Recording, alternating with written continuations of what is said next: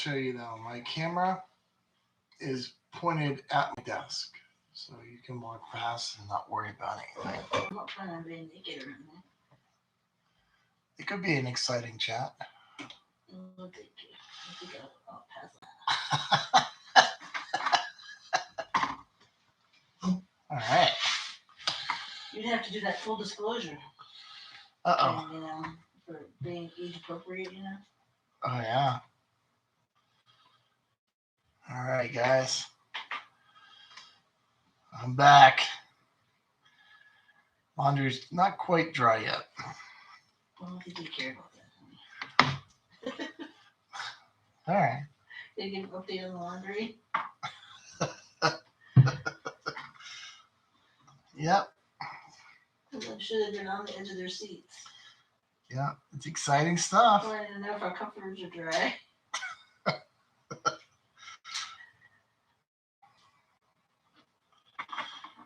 Yeah. There you go.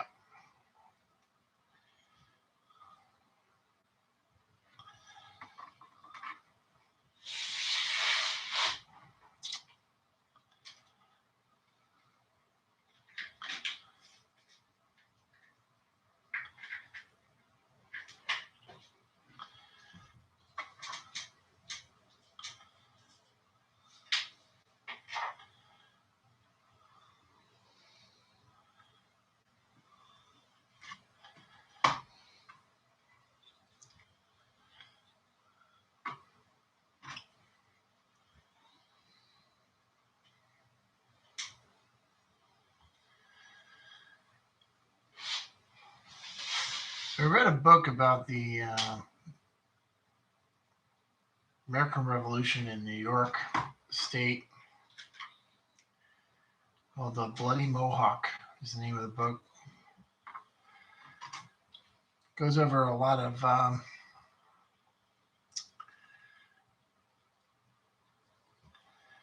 raiding and so forth that happened on both sides for the most part.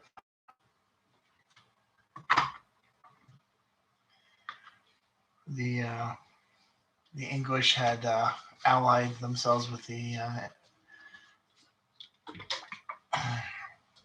well, I should say the Iroquois had allied themselves with the British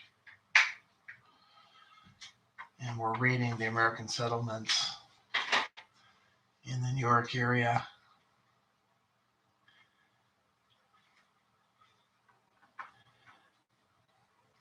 And it's pretty devastating what some of the stuff that they did. They wiped out a few farming settlements completely.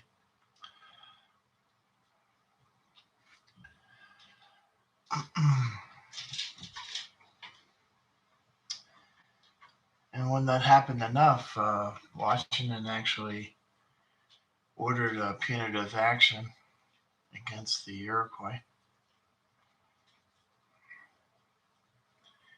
and sent the Continental Army up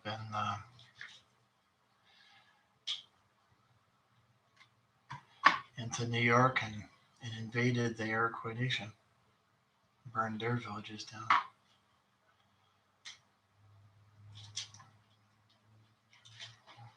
In retaliation for the burnings that they did on American colonial settlements.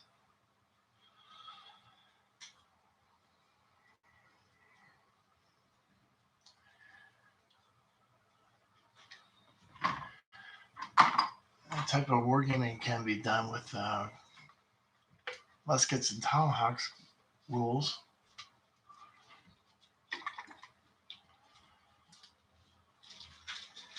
Imagine American settlements didn't know who was going to be attacked.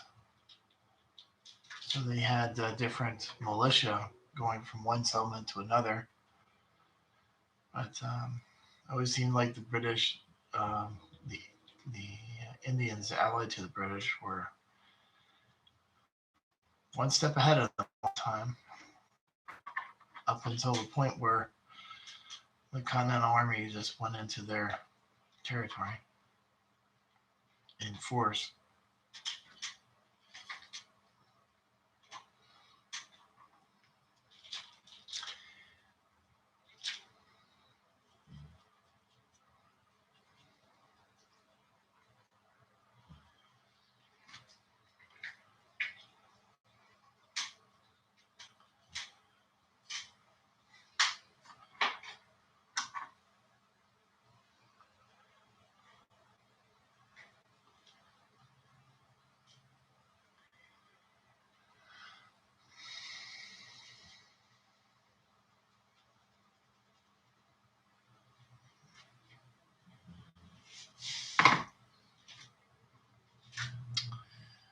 All right.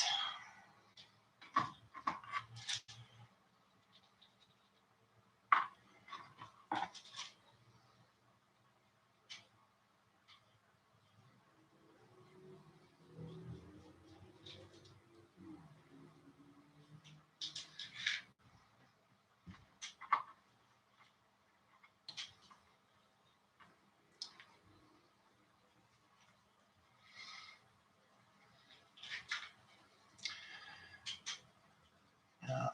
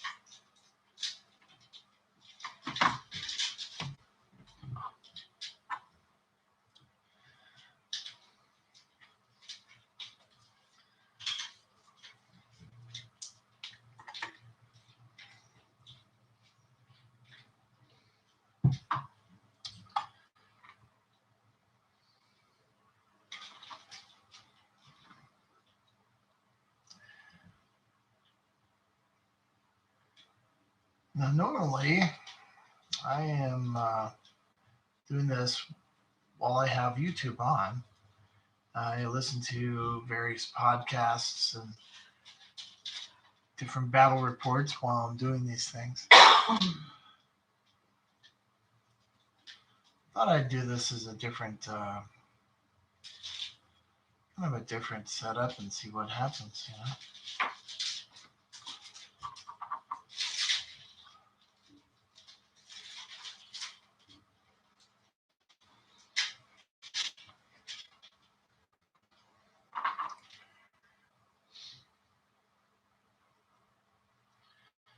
Welcome to my live stream.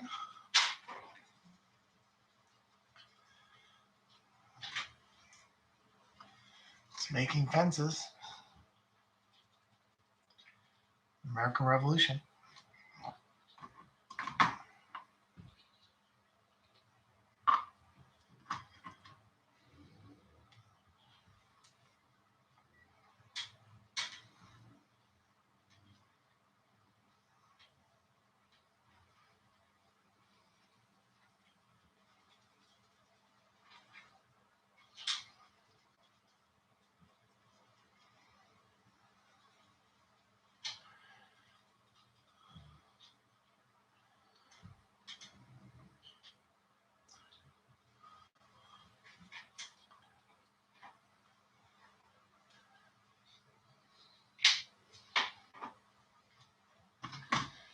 it is.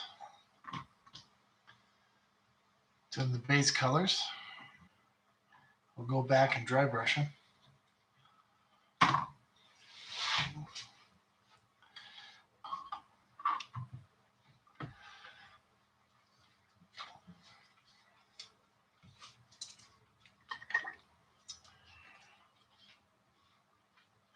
It definitely can be used in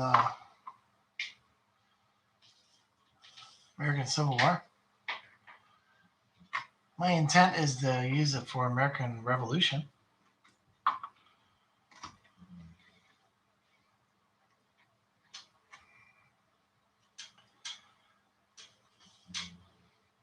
I'll be focusing on New York area of operations in the American Revolution.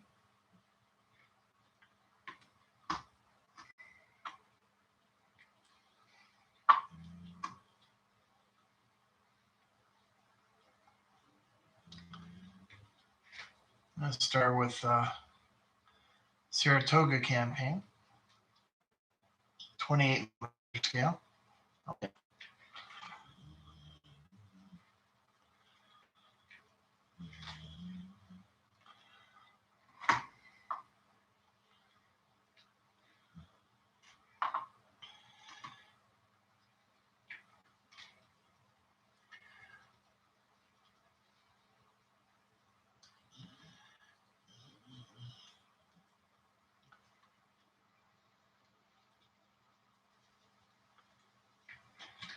I've been collecting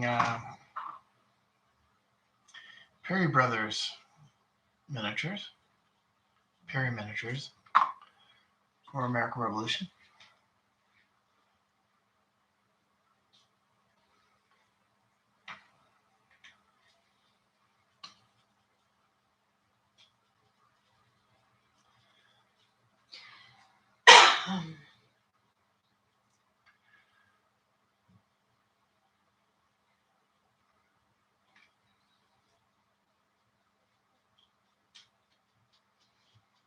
I do believe there were some regiments from Pennsylvania that served in the New York area of operations. I'm not sure about Delaware. I'd have to look that up.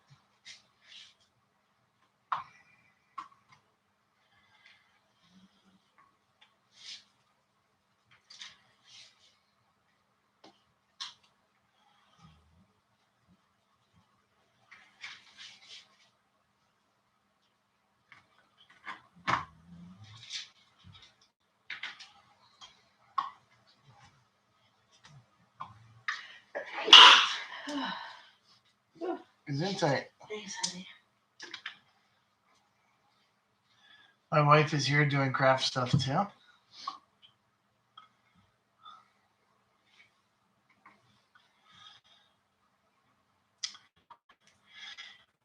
Part of our working hobby is doing this train making. Gotta make our battlefields good, you know?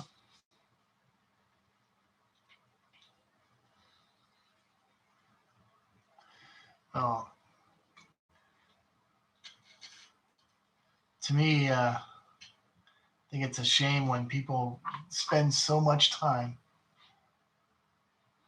on miniatures and then they have a battlefield that's less than par.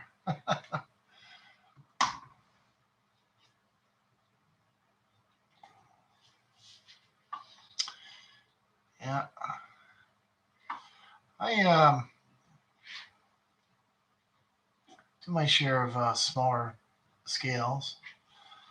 I do 15 millimeter for World War II. Is I had gotten neck deep into the Flames of War when it was popular.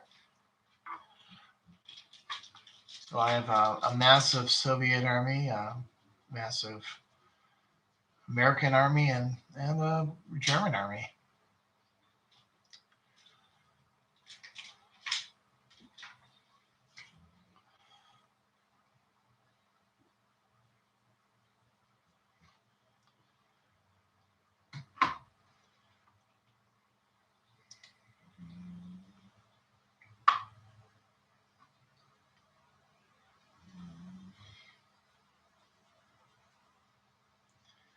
It's fun times.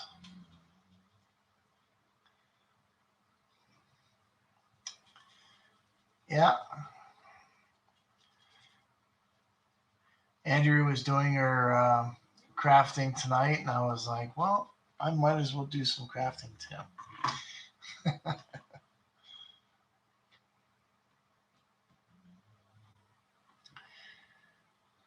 She's been a trooper when it comes to my wargaming hobby too. Getting involved with it and even picking and buying miniatures for her own forces. Got a Viking army for Andrea. I just sent you a message, Bill.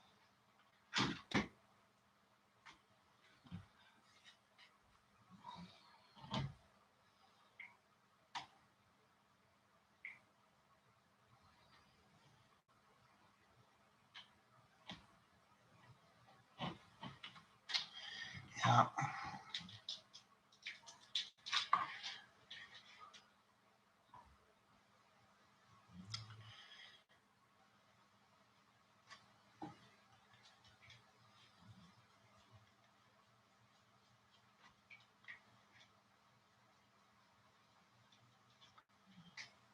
I cannot tell the O's from the G's very well.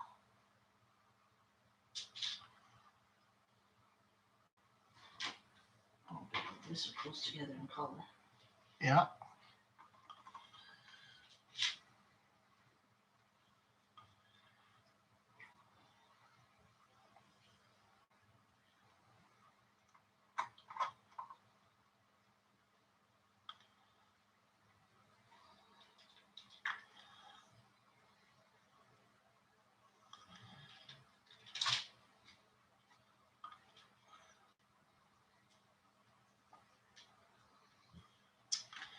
All right.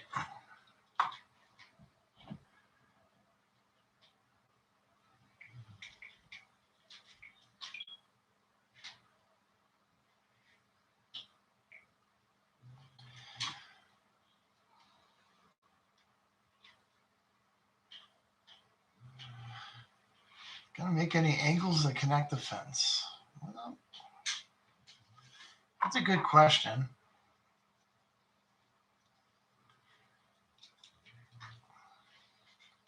And honestly, when I put the fencing together like so,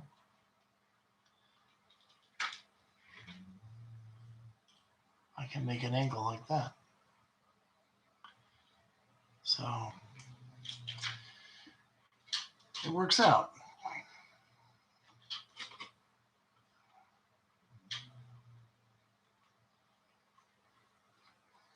So I can make corners if I wanted to with this setup.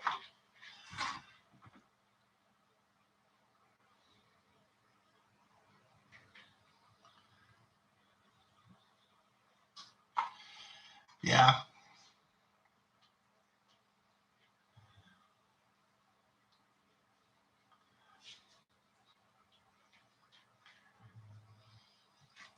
I suppose so. Don't want wolves or bears getting into your property, I imagine. Especially in the New York area. In that time frame, it was literally a howling frontier where they're setting up farms.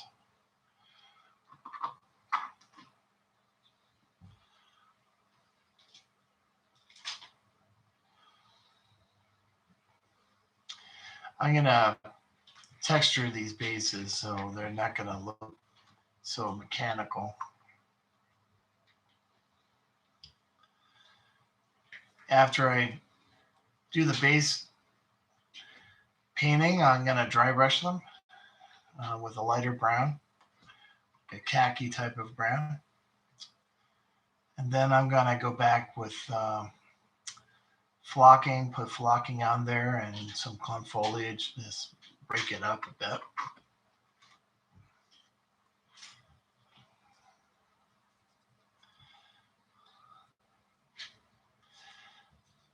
These type of fences are kind of a feature of of the farm settlements out there. So I want these to look good, you know.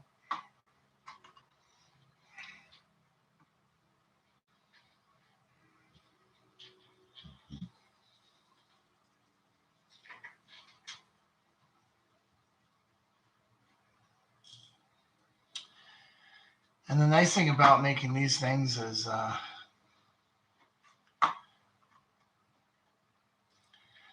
they're cheap as chips to make.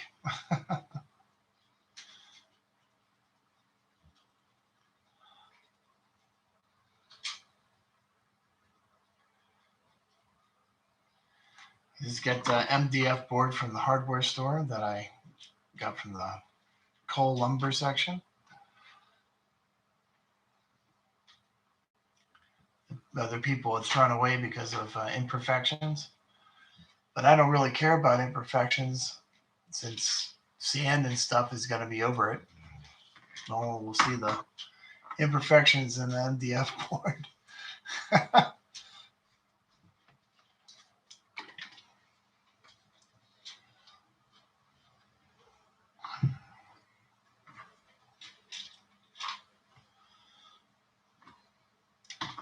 And then buying these matchsticks is super cheap.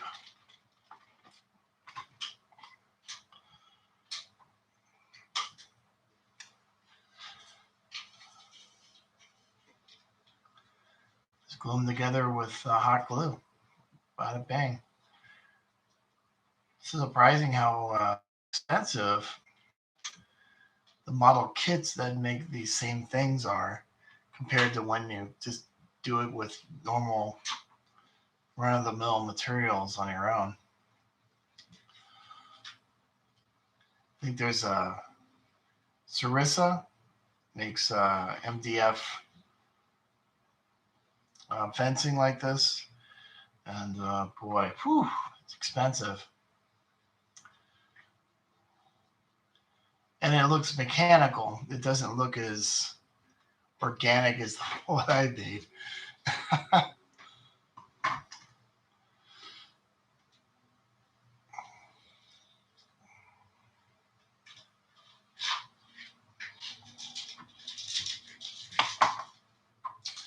Now there's marks on the MDF wood, and apparently people didn't want it.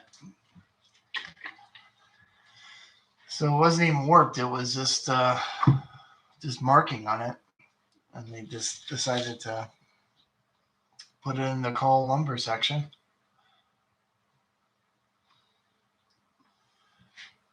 I think I picked up a board that was about a 4x8 board with multiple, all sorts of marks on it for about $2, I think. That's a 4 foot by 8 foot board of MDF. So I use it as terrain for basing for terrain features and stuff, like what I'm doing now.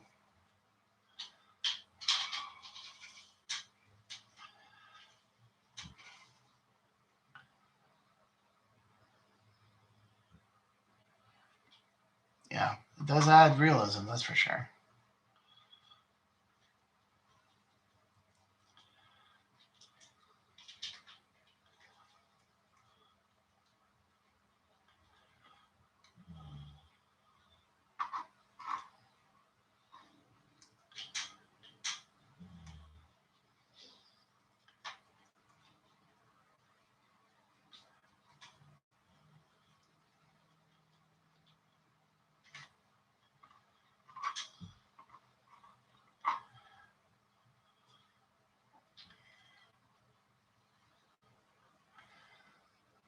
I'm in Arizona. So it's only 9:30 here at night. I'm sure it's pretty late there in Maryland. Probably past 12 o'clock.